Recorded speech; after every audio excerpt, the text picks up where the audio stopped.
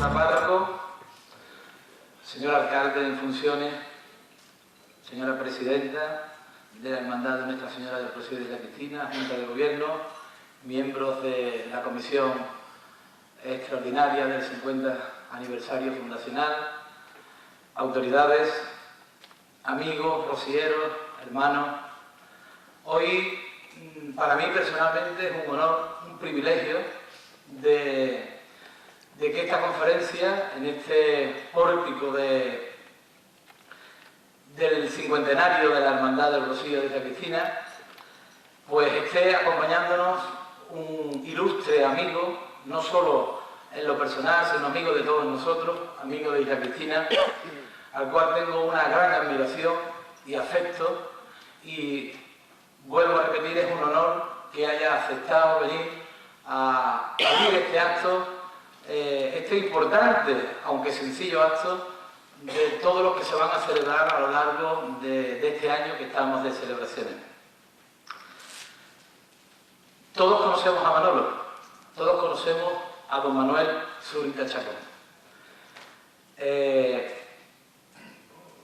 en 1985 cuando nuestro querido amigo Manuel Zurita descubre la luz y el olor salobre de Isla Cristina, cuando llega para ejercer como profesor y jefe del Seminario de Lengua y Literatura en el Instituto Padre José Miravén de nuestra localidad, ostentando el cargo de director del mismo centro durante los años 1987 y 1988.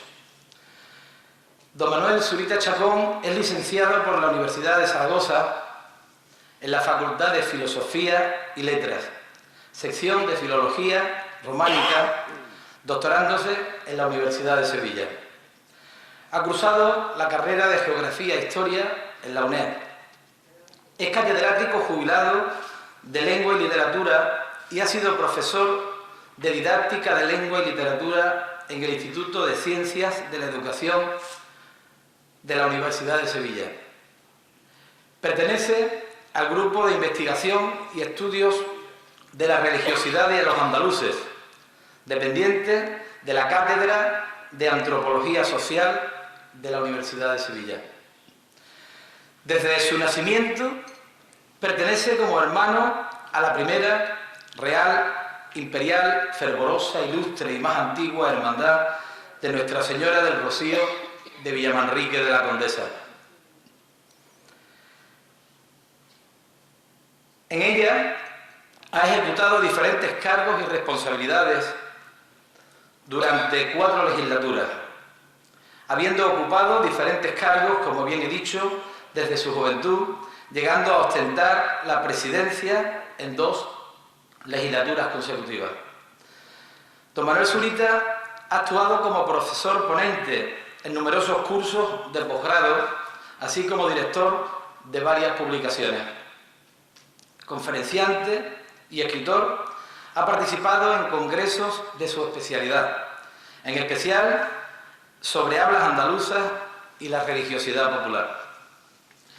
El 22 de marzo de 1978 descubre la estela de Villamanrique de la Condesa, único vestigio epigráfico sobre la lengua tartesia correspondiente al siglo VII a.C. y que está depositada en la sala 11 del Museo Arqueológico de Sevilla. Entre sus publicaciones podríamos destacar diferentes libros: Lengua y Literatura para profesores de educación secundaria, estudios y publicaciones dedicadas a El Rocío, así como colaboraciones en revistas especializadas. Don Manuel Zurita Chacón ha sido pregonero de un sinfín de hermandades rocieras, entre las que se encuentra nuestra querida hermandad de Isla Cristina, así como un número importante de pregones de Semana Santa y hermandades de penitencia y gloria. Así tuvimos la suerte de tenerlo también como pregonero en el 50 aniversario de la Hermandad de nuestro Padre Jesús del Gran Poder. De sus últimos trabajos tenemos que destacar el tercer tomo del libro Historia de Villamanrique, un pueblo de la marisma, su habla, oficio, personajes, educación y fiestas, del que son autores el catedrático emérito de Lengua Española de la Universidad de Sevilla, Antonio Narbona, y el catedrático jubilado hoy con nosotros, Manuel Zurita, con prólogo del periodista y escritor Antonio García Barbeito. Una obra completa y documentada sobre la cultura, el patrimonio material e inmaterial, lengua, idiosincrasia y tiponomía del entorno de Doñana. Un trabajo que pone el foco en lo específico de su naturaleza y medio ambiente y su singular religiosidad popular.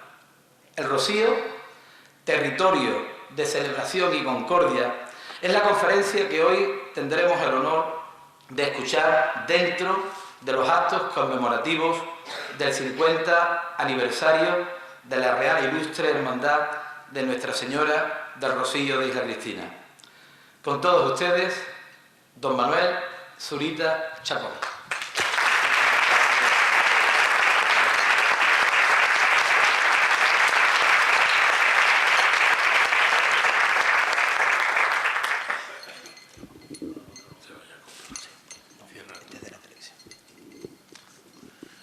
Muy buenas tardes, buenas tardes, noches. Le decía al señor alcalde, representante del ayuntamiento, que mi buen amigo Francisco Zamudio, Paco Zamudio, que qué mejor sitio para un sábado por la noche o tarde-noche que estar en Isla Cristina rodeado de tantos buenos rocieros, de tantos amigos y, por supuesto, volver a vivir lo que es esa esencia que llevamos por dentro y que parece ser que nos hace especiales, porque tenemos una cosmovisión, tenemos una forma de ver las cosas, no es que sea distinta, pero sí diferente, y ello nos alegra. Voy a empezar por saludar, como es lógico, a todos los que estáis aquí. En primer lugar, quiero saludar al señor párroco que está con nosotros, que es un honor que esté, a otro sacerdote de una ciudad gaditana, que agradezco también su presencia, y cómo no, a la presidenta que tan dignamente preside esta real e ilustre hermandad de Isla Cristina, y sobre todo el saludo y la enhorabuena por el 50 aniversario de aquel año 73, que ya lo hablaremos un poco aquí, pero qué esencia, qué barco, qué nave capitana es hoy día Isla Cristina en el Rocío. Y os lo dice uno que lleva muchos años en el Rocío, desde, como ha dicho mi amigo Paco, desde que era chico. Y eso nos orgullece a todos, y parte de eso es lo que yo quiero hablar aquí en esta noche. Pero como digo, quiero saludar, por supuesto, a la Junta de Gobierno, a la Comisión de los Actos del 50 aniversario y, por supuesto, como no, a todas las personas que sienten como nosotros, tanto de cofradías y de hermandades aquí presentes, pues este amor por la Reina de los Ángeles, como decían los textos antiguos, del Rocío, que a la Virgen del Rocío la denominaban siempre la Virgen de los Ángeles. ¡Qué bien! Bien, por supuesto, ya he saludado al señor alcalde presidente, que está en delegación de don Genaro Horta, y a Paco González darle también públicamente ahora la enhorabuena, porque desde Madrid lo han nombrado nada más y nada menos que isleño del año 2023. Enhorabuena, Paco. Y muchas gracias por tus palabras, siempre inmerecidas, pero para este modesto ponente que quiere un poco entusiasmarle con su palabra ahora a continuación. Yo tendría pues que empezar aquí a mencionar pues desde Antonio Fernández, a Pepe Ramos, a Diego Ortiz, que está su esposa viuda ahí, que tanto le tuvimos que agradecer las gestiones que nos hizo cuando estuvimos construyendo la casa en el Rocío. La memoria para él, pero mi amigo de él. Paco Amorós, que está con nosotros y que he saludado. Pedro Jesús Álvarez, por supuesto, que ha sido el último presidente, y a Paco Moreno, las hermanas Montenegro, Contreras Montenegro, a Francis Zamudio, a Rocío Pereira, el inolvidable Pepín, hija de inolvidable Pepín, en fin. No quiero olvidar a nadie, ¿verdad? Compañeras en la docencia están aquí presentes, mi amiga Águeda, que está de hermana mayora, y eso nos llena de alegría, nos honra a todos. Y bueno, a todas las personas que nos han presentado y que, lógicamente, me siento unido a ellos, porque no cabe duda que la Hermandad del Rocío de Isla Cristina es la unidad y la bandera, la nave capitana, como he dicho, de esta ciudad. Quiero, por supuesto, no olvidarme del señor alcalde pedáneo de La Redondela, gran amigo y hermano rociero de nuestra hermandad de Villamanrique. Enhorabuena, Salvador, querido Salvador Gómez de Los Ángeles. Y se me olvidó a alguien, perdonadme porque son muchas las personas que estáis aquí escuchando. Bien, vamos adelante. ¿Por qué he puesto este título, Territorio de Celebración y Concordia?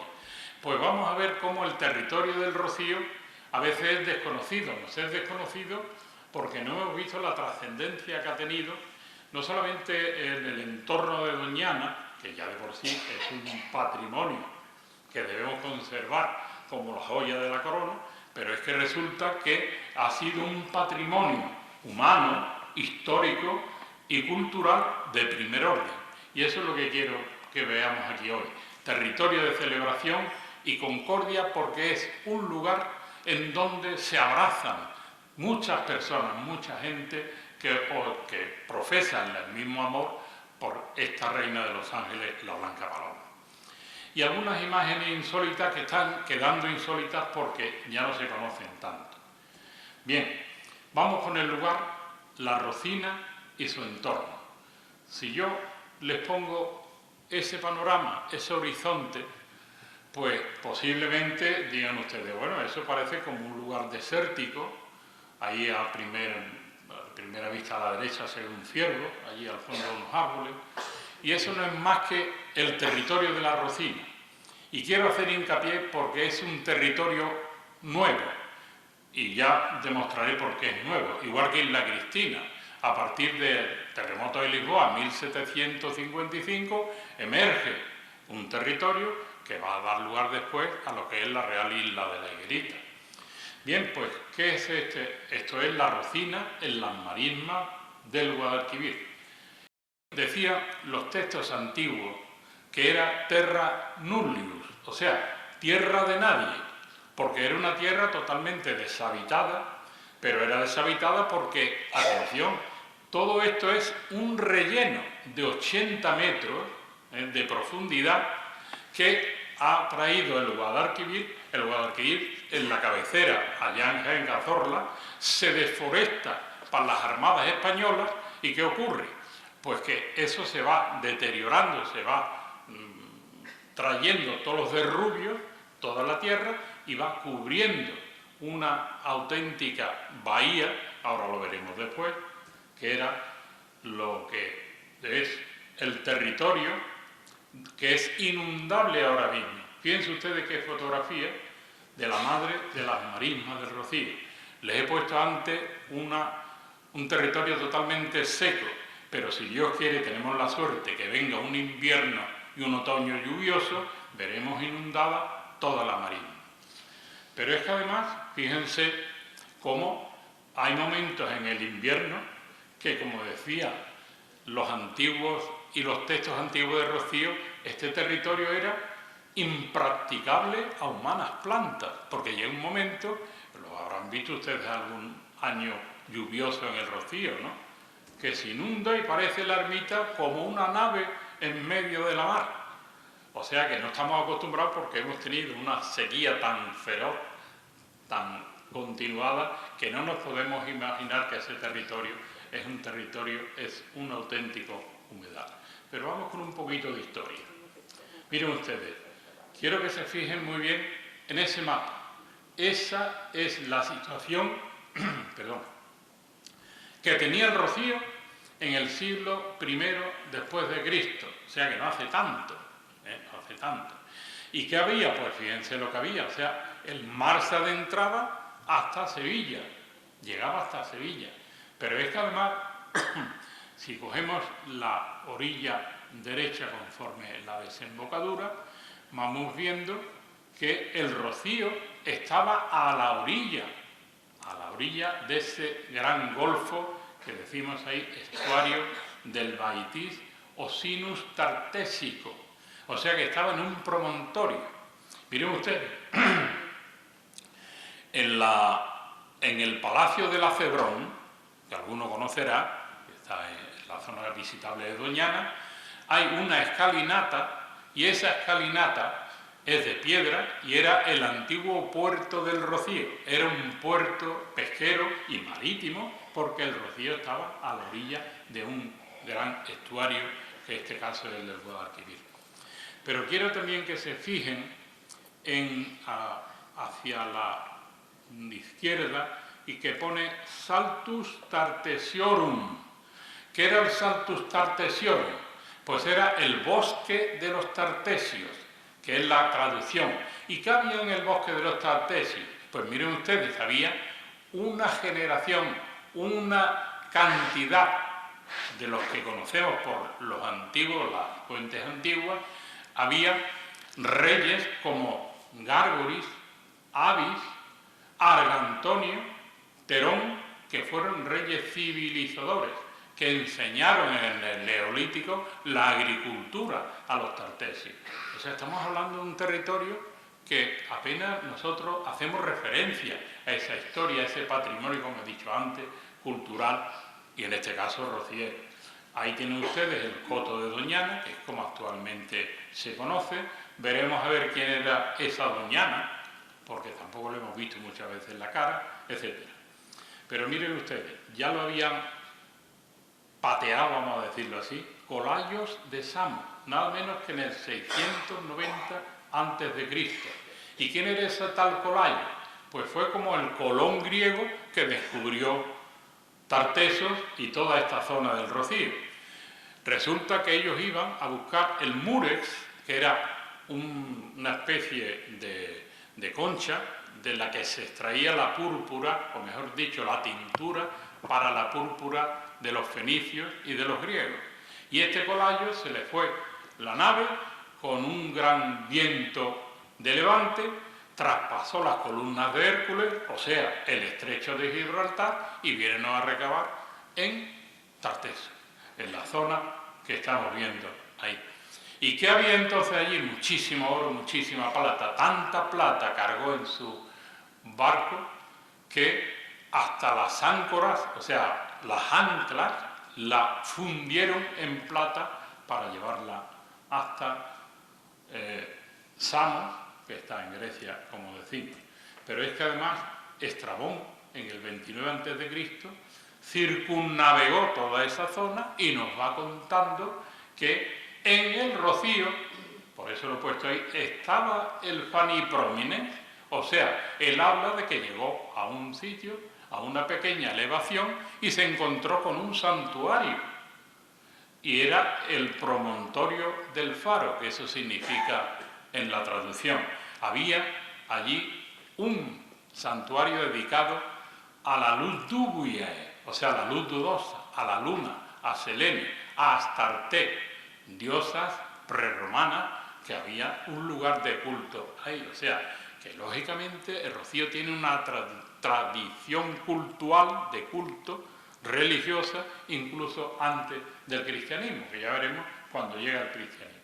Pero es que también está la obra marítima del siglo IV después de Cristo, que el poeta Rufo Festo Avieno vuelve a insistir en ese lugar. Pues miren ustedes, hay esbotos. Yo no sé si alguno de ustedes conoció en el Rocío la Sala de los Milagros. En la Sala de los Milagros había una cantidad de cuadros y esbotos, o sea, ofrendas de promesa de la gente que se colgaba en las paredes. Aquello era tremendo. Ahora hay parte en el Museo del Rocío, de la ermita. Bien, pues nosotros hemos descubierto en otro santuario cercano al Rocío, de los Montes, que hemos estado en la prospección superficial. Si se fija, 1, 2, 3, 4, 5, 3 Venus, todas desnudas, que es el culto a la divinidad femenina. Después sigue a continuación el torso de un caballero, de un caballero que montaba a caballo, porque está después abajo el caballo, ¿lo ven? Al lado tienen un toro, el culto al toro también se daba en la zona, y la figura más interesante es el oferente, esa persona que está con la mano en el pecho, con el hombro izquierdo al descubierto, la clámide recogida y está en actitud de oración. Esto quizás sean una de las figuras más interesantes con el que demostramos que en el Rocío hubo antes un santuario o un lugar sagrado. Y ya lo hemos mencionado aquí, esta estela, una estela tartésica del siglo V a.C., tuvimos la suerte de descubrirla en el año 1978 con otro compañero y amigo, y es el texto, porque en Huelva, en la calle Puerto y en varios sitios, en Portugal por ejemplo, hay muchos signarios, o sea, signos, letras, pero nunca un texto. Y yo me voy a permitir pronunciar ahora mismo delante de ustedes las palabras más antiguas que se hablaron aquí en Andalucía. Es un texto sin estrorsum, no lo leemos como nosotros leemos ahora de derecha a izquierda, sino al revés. ¿Y qué se lee? ¿Qué son esas palabras? Las voy a pronunciar, cada vez que pronuncio estas palabras son como palabras mágicas que se pronunciaban, que se hablaban en el siglo VII en el ámbito de la marisma. Dice, Iroás rola, Iroás rola. ¿Qué significa? No lo sabemos todavía, tendríamos que tener como Champollion, ¿no?, que encontró la piedra de Rosetta en Egipto, para poder traducir. Pero los estudiosos, el profesor Correa, gran amigo y compañero, pues traduce, o más o menos hipotéticamente, es como una fórmula ritual, como el sit terra levis, que la tierra te sea leve.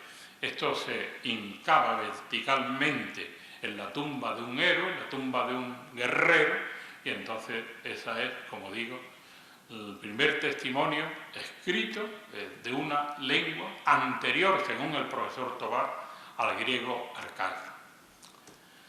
Pero es que en el Rocío ha habido siempre habitación, siempre ha habido habitantes, siempre ha habido, en este caso, comercio. Desde los iberos, las dos monedas primeras son ibéricas, el guerrero ibérico, que va subido en un caballo con lanza en ristre, y una ceca, ya en griego, o mejor dicho, en ibérico, eso es idioma ibérico, que pone abajo arejórata, que significa aproximadamente el lugar donde vivo, el lugar donde habito. Sigue después a continuación un sestercio de oricalco. ¿Y qué es el oricalco? Las fuentes antiguas dicen que en la zona del Rocío se extraía o se mezclaba un material, un metal compuesto de oro y otros metales que daban ese oricalco. Pero si se fijan ustedes, es una cuadriga del elefante y el que va arriba es Vespasiano divinizado. Sigue después una moneda romana de Claudio, el famoso emperador, que alguno habrá visto la serie de Yo Claudio, pues hasta ahí llegó, hasta la zona nuestra. Y por último, después en la colonización árabe, un dirham, o sea, una moneda árabe de Aderramán III. Bien, pero también llegó el cristianismo a esta tierra. Y vean ustedes que les he traído aquí la ladua sepulcral de Murensis. Esta ladua apareció en los bojeos de Bonares y está depositada en una sala, la sala de arqueología del Museo de Huelva. Don Manuel Carrasco y otras personas estudiosas lo han estudiado lo que pone ahí. Bueno, está en primer lugar el crismón de Cristo, el alfa y el omega, y por supuesto la leyenda es Murensis, un habitante de Mures, famulus Dei, o sea, siervo de Dios, vivió 55 años y feneció. Eso es lo que viene a decir. Seguimos adelante y ahora nos vamos ya a textos donde habla de lo que es el rocío. El libro de la Montería, que mandó escribir Alfonso XI en el siglo XIV y después se publicó en Sevilla en 1582. Pero en el folio 292 y en el siguiente 294 aparecen dos topónimos. Los dos topónimos que aparecen son Mures, porque es un cazador donde se cazaba, dice aquí, lo lee, es buen monte de puerco en invierno, o sea, es buen monte para cazar jabalíes. Y sobre todo en tierra de niebla hay una tierra que dicen la Rosina, este es llana, este es toda sotos, hay siempre y puerco. Y sobre todo, señaladamente, son los mejores sotos de correr, o sea, de cacería, los que están junto a la iglesia, que dicen Santa María de la Rosina, y otra iglesia que dicen Santa Olalla. Este es uno de los primeros textos en que aparece la ermita. Ahí tienen ustedes las monterías que se hacían hasta no hace mucho, hasta que se creó el Parque Nacional de Doñana, y se hacían esas monterías por los cazadores de la zona. Y si hay algo curioso, son ese mapa, que fue un mapa muy pleiteado.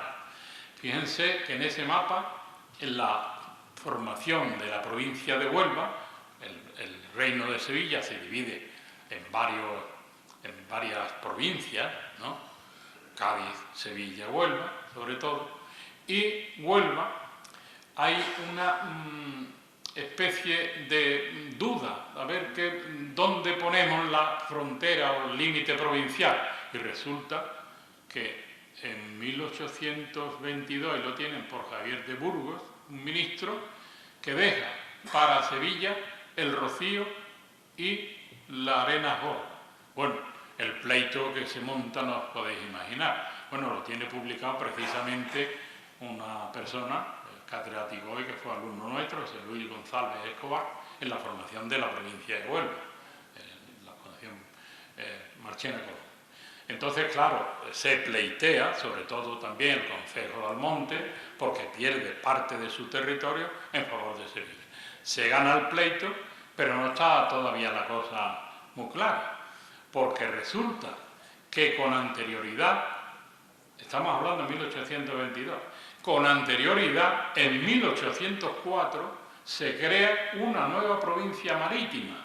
O sea, que desde el Guadiana, lo que era, por supuesto, Ayamonte, Villablanca, sigue después Isla Cristina, que se menciona como la Higuerita, pero atención, porque además se incluyen en esa provincia la Almadraba de la Tuta de la Real Isla de la Higuerita. Y por supuesto entra Huelva, entra Almonte, Hinojo, etcétera, hasta Sanlúcar de Barrameda, la provincia de Sanlúcar de Barrameda. Solo duró de 1804 a 1808, pero tenía la capital en Sanlúcar de Barrameda. Es como una curiosidad para esa inestabilidad que ha habido en esta zona de Rocío. Bien, vamos directamente ya con lo que son los orígenes del Rocío. Y hay la trova del hallazgo de la Virgen, que se le aparece, fijaros, siempre hablamos de hallazgo, no de aparición, sino que encuentra del encuentro de un cazador. La imagen de la izquierda es la que está en el altar donde está a mano derecha el presbiterio de Almonte de la parroquia de la Asunción, que recrea en ese retablo el hallazgo por un cazador en el hueco, en la chueca de un acebuche, y en un azulejo en donde se ve también que en la tradición oral, lo vamos a ver después documentado, tiene nombre, tiene apellido y es natural de Villamanrique, Goro Medina. A nuestra madre Rocío se la encontró, según nos cuenta la historia, un cazador, etc. Bien, pero nos vamos a encontrar ahora con un documento esencial, y ahí me voy a apoyar en lo que me quedo de charla, que no quiero alargar mucho, en lo que me voy a apoyar, que es otro descubrimiento que tuve la suerte de encontrar en una destartalada biblioteca conventual de Sevilla, en un convento de clausura. Y viendo lo que la monjita era muy reacia que fuéramos allí a investigar, pero bueno, se va hablando con ella le explica a uno bien lo que queríamos hacer, que no íbamos a molestar, y en un tomo de varios, pues me encuentro nada más y nada menos que la regla primitiva de la Hermandad de Almonte, que se imprime en Sevilla en 1758. En Almonte, como saben ustedes, desgraciadamente hubo muchos problemas con la guerra civil, se quemaron los archivos de la hermandad y de la parroquia y había desaparecido la regla. Y tuvimos la suerte y el honor de entregarle delante de la Virgen, que aquel año estaba en Almonte, a mi buen amigo, presidente de la hermandad, don Pedro Rodríguez Villa, una copia facsímil de lo que habíamos descubierto en este convento. Fíjense que es descubrimiento, no aparición, de la milagrosa imagen de María Santísima del Rocío y tanto de la regla que es la ilustre hermandad de la Villa de Almonte formó, etc. Pero es que además la iconografía, o sea, esa silografía, que es una plancha de madera que se graba primero y después se estampa, que está inspirada en los sin pecados más antiguos. Siempre la Virgen va a aparecer y en el hombro derecho de la Virgen aparece la ermita, una ermita pequeña, pero siempre aparece el abrevadero o el pozo, el famoso pocito de la Virgen, el pozo del Rocío. Lo vamos a ir viendo cómo a lo largo de la historia se va repitiendo. Les he puesto ahí precisamente la referencia de ese artículo que publicamos en el año 96 en la revista Demófilo de la Fundación Machado de Sevilla, o sea, que cualquiera lo puede buscar por internet y puede bajarse el trabajo entero, que espero que les interese. ¿Y qué dice la regla del Monte? Pues miren lo que dice. Ya ordena por antigüedad a todas las hermandades: Villamanrique, Pilas, La Palma, Rota y ciudades como Moguer, Sanlúcar de Barrameda y el Gran Puerto de Santa María, cuyas 7 hermandades, claro, en este momento tenemos a Rota y el Gran Puerto de Santa María, que dejan de asistir unos años a la romería y pierden la vez y van a después a refundarse, por ejemplo, el puerto en el año 59. Pero más interesante todavía es que las hermandades todas llevan sus insignias danzantes, ojo, esto es una novedad, porque nosotros conocemos los danzantes de la romería, por ejemplo, en el Cerro del Andévalo o la romería de la Sierra. Y, en Villablanca, los padres. Exactamente, en Villablanca, que está tan cerca de aquí. Pues esos danzantes lo había en el Rocío y iban delante de la Virgen danzando. Y explica, porque no tenemos más tiempo para ver más zonas, más páginas de lo que es iban danzando. ¿Por qué? Porque en la ermita la bajaban los frailes mínimos, ya veremos cuando se establecen en la ermita. Los frailes mínimos cogían a la Virgen y se lo entregaban al monte. Y al monte después tenía sus propios danzantes y llegaban hasta Villamanrique. Fíjense ustedes, si ustedes se fijan físicamente en la Casa del Rocío, ahora no, porque está Cuevas de la Jarafe, la visita a la Virgen antes porque es nueva esa casa, ¿no? Pero claro, si nosotros nos fijamos, está Villamanrique, Pilas, La Palma, porque antes no estaba ni Coria ni Umbrete, La Palma, y así sucesivamente Sanlúcar de Barrameda, Moguer y de nuevo Almonte, y Almonte de nuevo entregaban la Virgen a los frailes. Por eso dice, y tiren sus fuegos. Los fuegos recientemente se han perdido. Ya veremos a ver alguna imagen insólita. Pero lo más importante, fíjense lo que dice al final, y asista a llevar en la procesión a Nuestra Señora en la misma forma y con todo orden. Efectivamente, iban los danzantes, cogían el paso de la Virgen, el paso de la Virgen se lo pasaban a otra hermandad, otros danzantes, y así sucesivamente. Bien, la iconografía de la Virgen. Pues miren ustedes ese azulejo que antes estaba en la Puerta del Sol de la antigua ermita, ahora está en la Puerta Norte. Fíjense, Nuestra Señora del Rocío, y año de 1696. Es uno de los azulejos más antiguos que hay. Ahora está en la Puerta Norte, y lo que era siempre el dogma inmaculista de la Inmaculada Concepción, concebida sin mancha de pecado. Y les he puesto esa loseta porque es curiosa, la loseta central de ese azulejo. Y es más, aquí entre nosotros, que no se entere muchos medios, ¿verdad? Aunque no he saludado a mi amigo Israel de Canal Costa, que está ahí trabajando arduamente con su cámara. Decía que este azulejo, esta loseta, estuvo desaparecida porque un rociero la sustrajo. Y bueno, se hicieron las averiguaciones correspondientes y se pudo convencer a esta persona para que devolviera lo que es nada más y nada menos que la loseta central de este azulejo. Pero los azulejos ya empezaron por los pueblos nuestros, como esos del 18, que son dos imágenes que se ponían en las casas, en las paredes, en las hornacinas, y ya después el azulejo de la fachada antigua de la ermita, que si ustedes, algunos lo recordarán, la antigua ermita, que aparece las hermandades también ordenadas, Villamanrique, Pilas, La Palma, etc., y con el cazador arrodillado ante la chueca de la Cebuche, donde descubre la Virgen.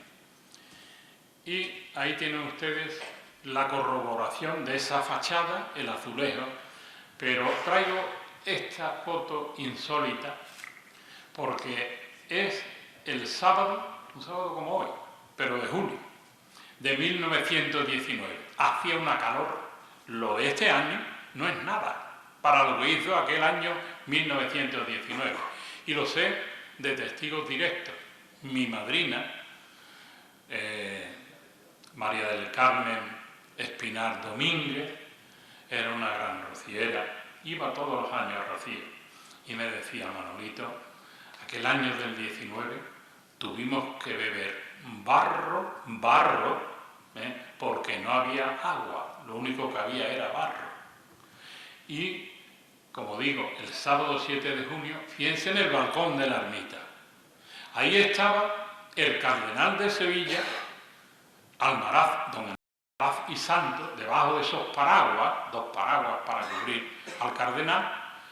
Se ponía el Sin Pecado de Almonte arriba en el balcón para que los romeros vieran a la Virgen al fondo de la ermita, ¿no? Se está presentando la primera hermandad, que es Villamanrique.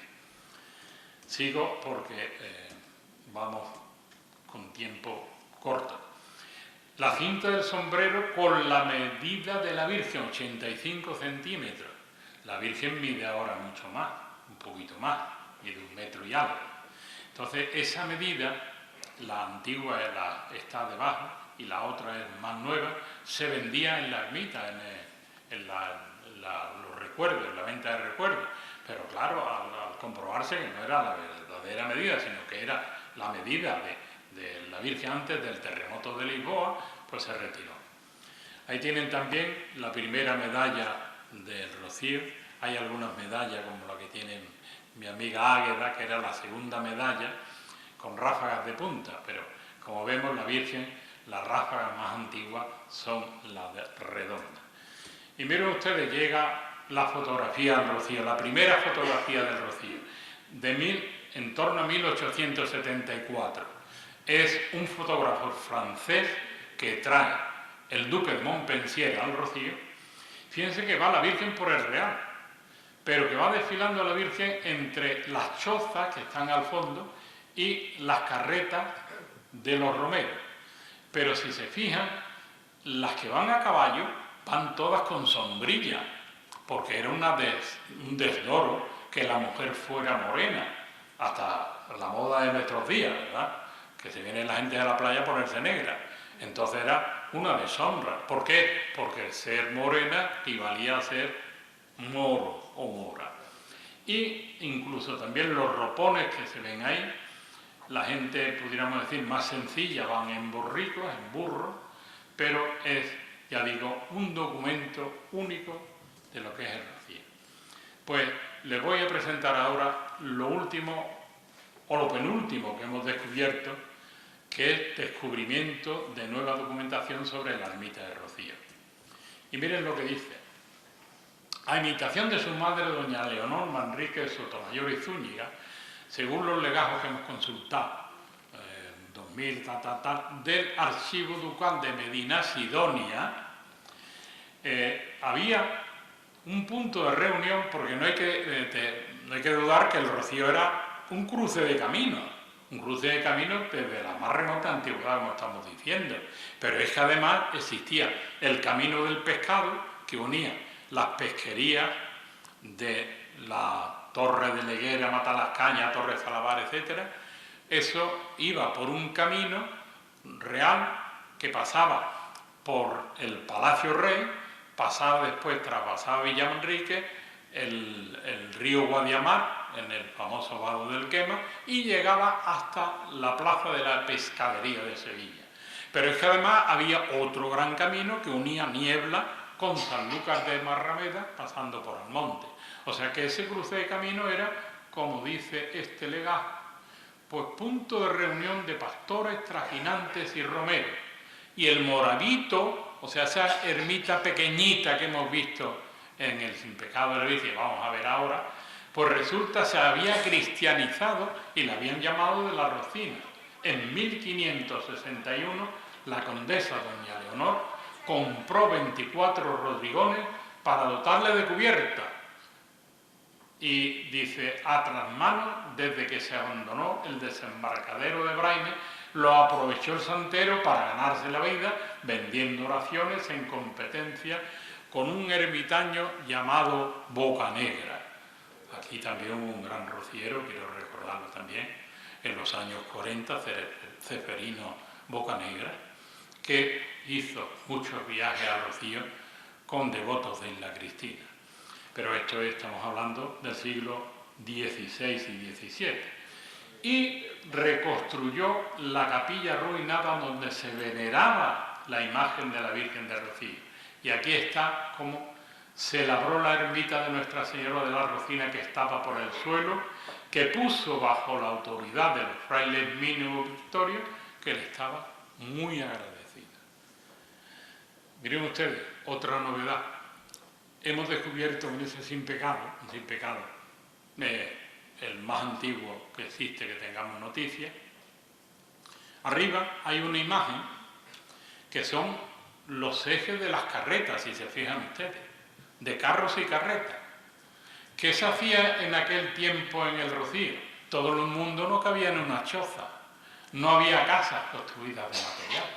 ¿Dónde se ponía la gente para celebrar esa celebración que hemos dicho al principio?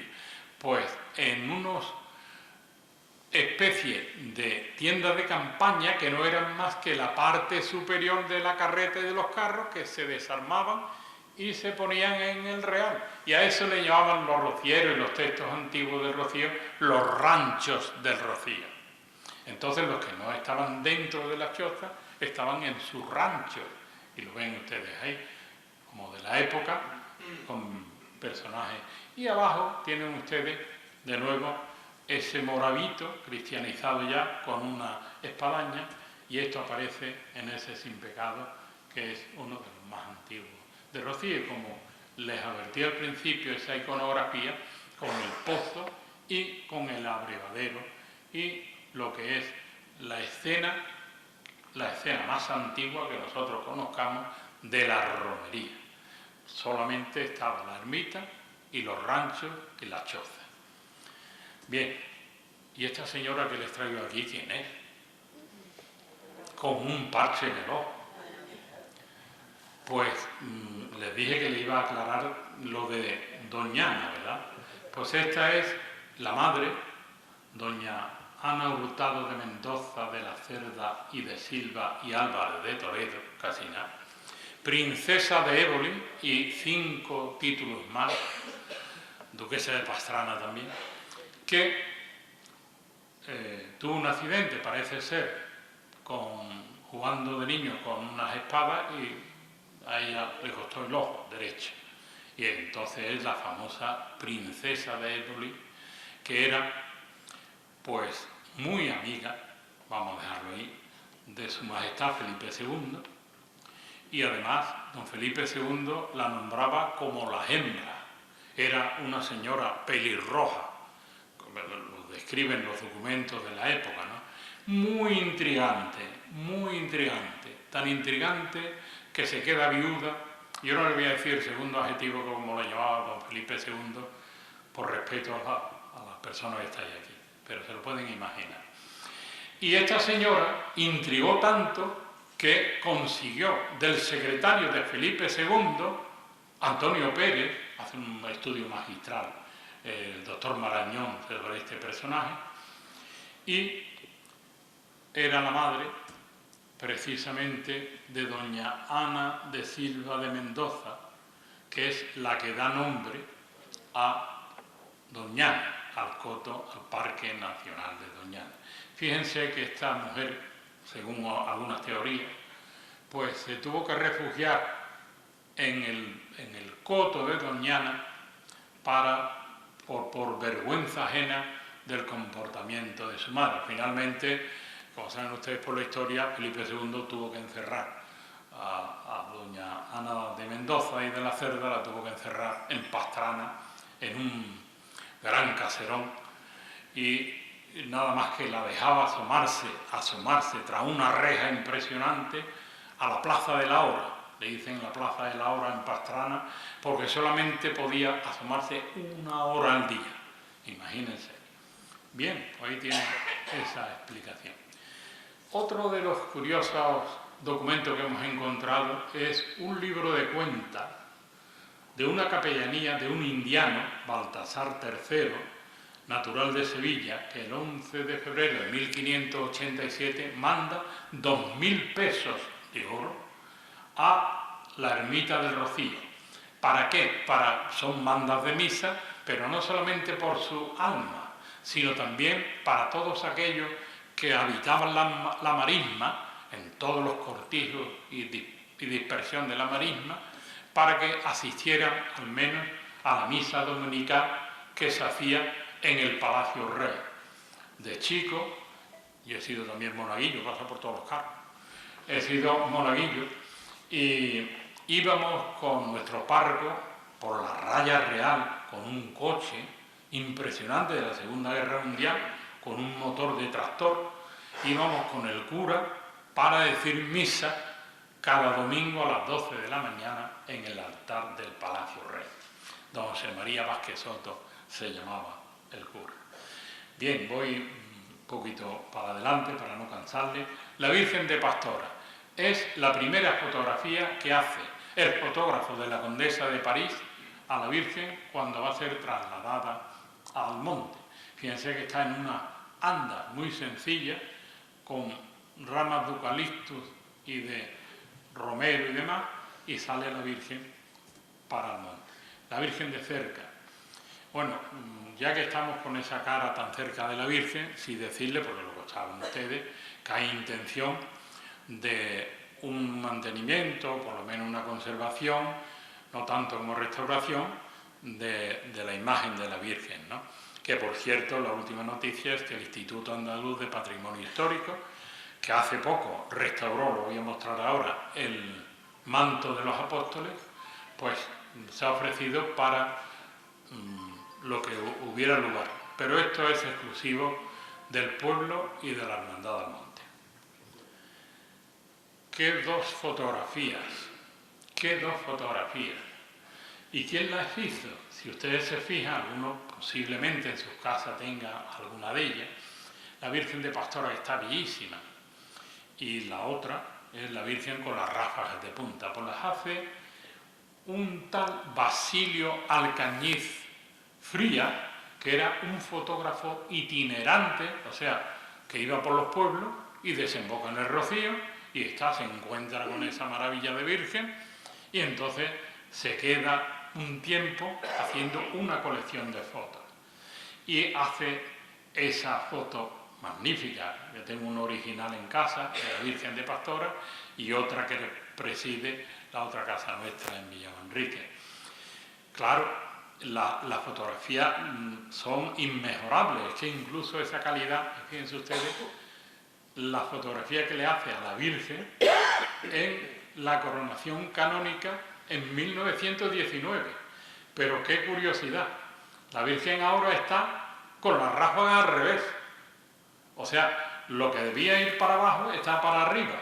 Si se fijan al lado de la corona, hay unos picos ahí que no obedecen a lo que son las ráfagas bien puestas.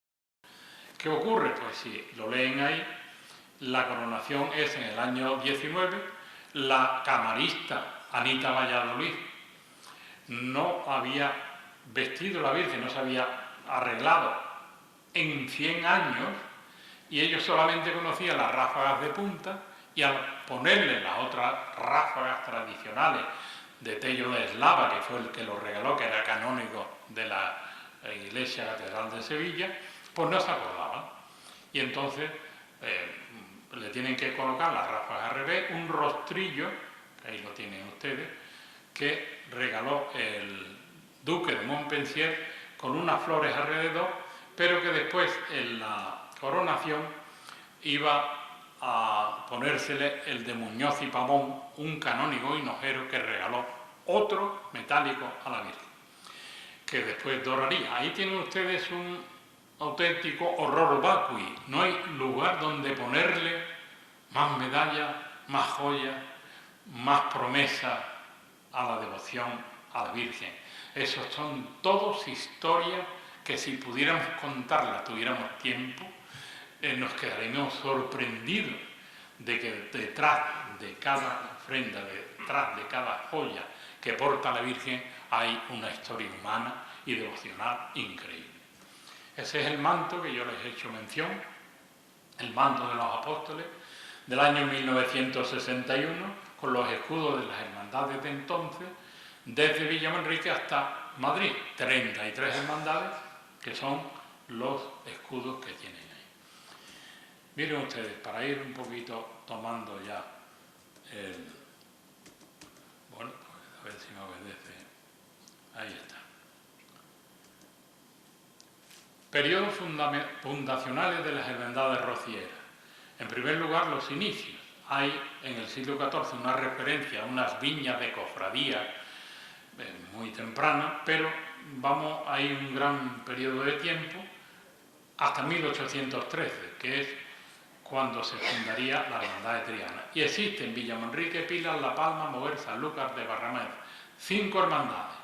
Y serían 7 si hubiera existido todavía Rota, el Gran Puerto de Santa María, y tenemos una referencia a Cádiz que posiblemente fuera hermandad, pero no hemos podido todavía documentarla.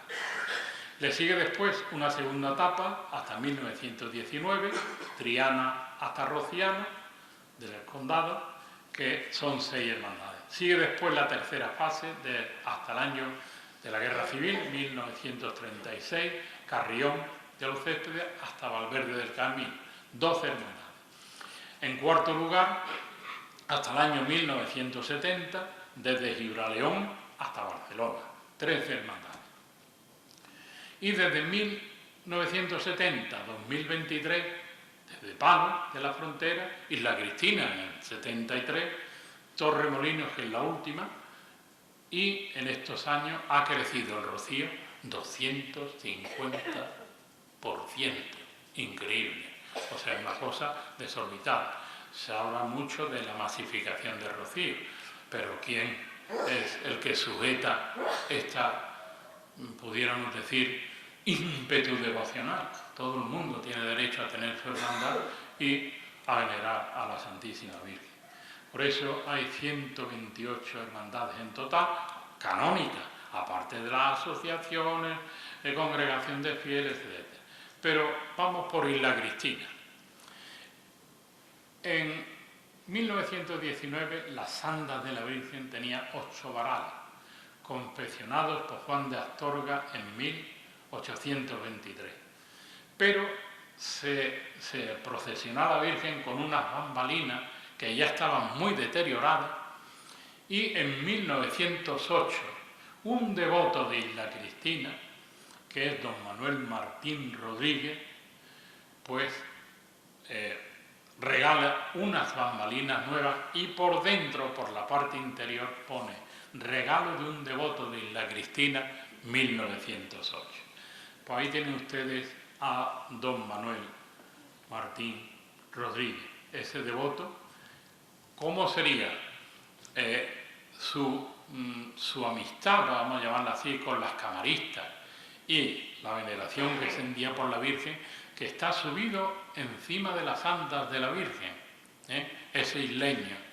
Hay una historia preciosa que otro día, si quieres, se la contaré, donde los regalos a la Virgen, tanto del duque de Montpensier como del señor Martín Rodríguez, pues apabullan, ¿no? Impresionan, emocionan, ¿no? Y quiero ir terminando y les voy a poner una impresionante foto que tiene su explicación.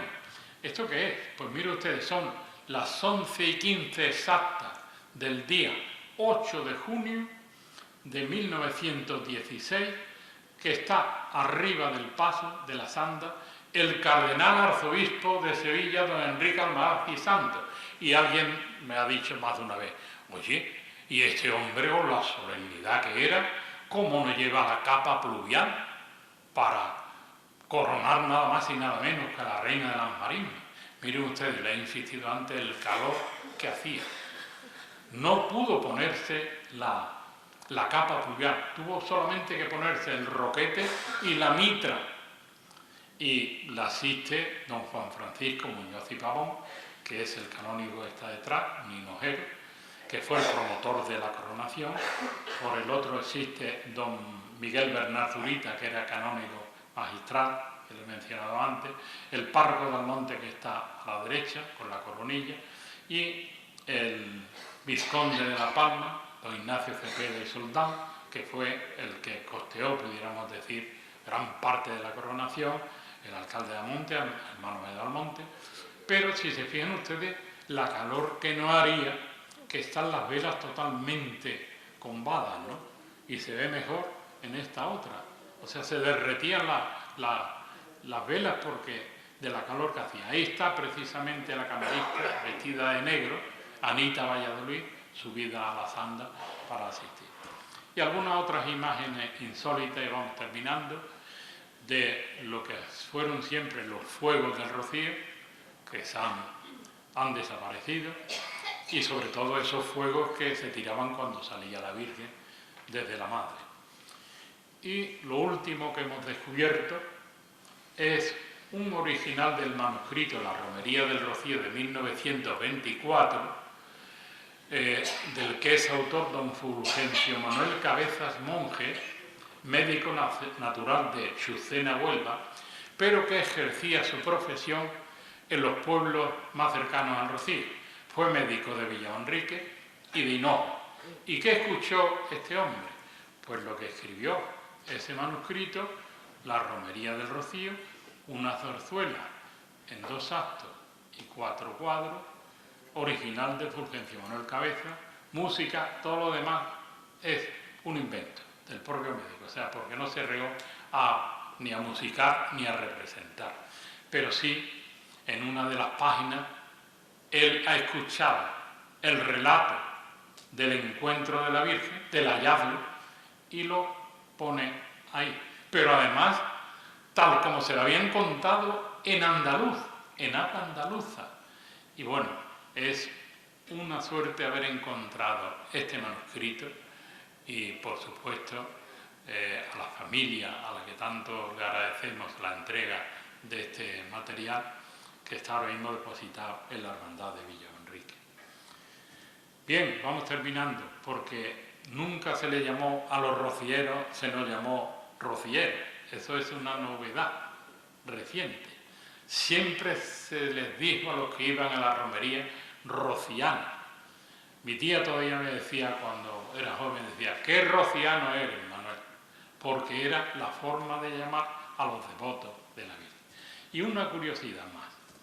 Había una revista, Rocío, que era el órgano oficial de las Hermandades de Nuestra Señora de Rocío, que publicaba la Pontificia y Real Hermandad de Nuestra Señora del Rocío de Almonte, cuyo director era Juan Infante Galán. Y ahí aparece, en el año 1, el número 1, que era de junio de 1957.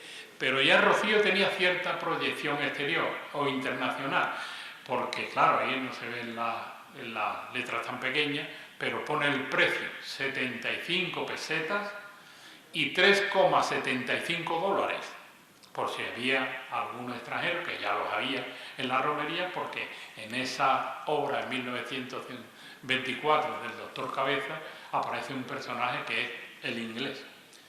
Terminamos. La concordia. ¿Por qué había dicho lo de la concordia? Porque existe una concordia en 1724, en donde las hermandades se ponen de acuerdo, porque hay ciertas disconformidades de cómo procesiona la Virgen y tal y cual. Entonces se reúnen en la sacristía de la Ermita del Rocío y firman todos, en ese año 1724, firman todos, como digo, una concordia, una puesta en común que también hemos descubierto en el archivo del Arzobispado de Sevilla. Nosotros lo hemos publicado en un tomo en el año 2019 y ahí tienen la referencia de la web, está colgado para el que quiera bajarse esa obra nuestra, en donde hay muchas curiosidades sobre Rocío y muchos textos. Y quiero terminar con unas palabras de la Regla de Almonte de 1758. El Rocío es la alegría universal. ¿Por qué es la alegría universal? Porque todo lo perdido es común hallarse y que entre todos se observe una armonía llena de cristiandad. Muchísimas gracias.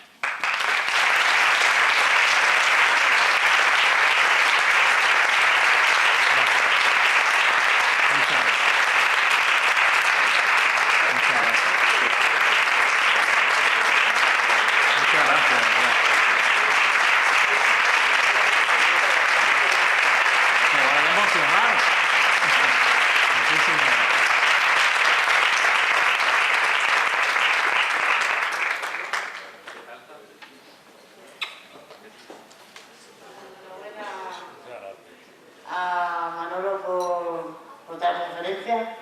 Nos han acotado mucho y algunos sabíamos, otros no sabíamos, en fin, nos han relatado un poquito la historia, que siempre nos conviene aprender un poquito más, y de tal persona pues más todavía. Y queríamos agradecérselo, hacerle un par de regalitos que tenemos por ahí.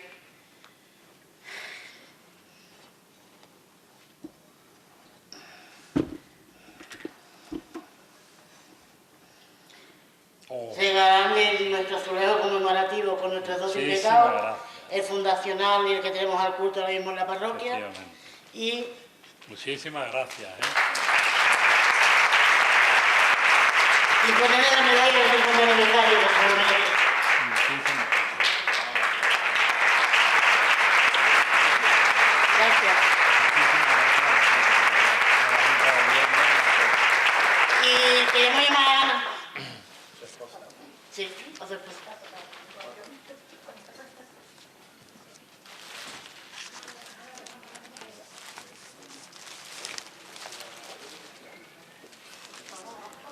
Un detallito para la señora.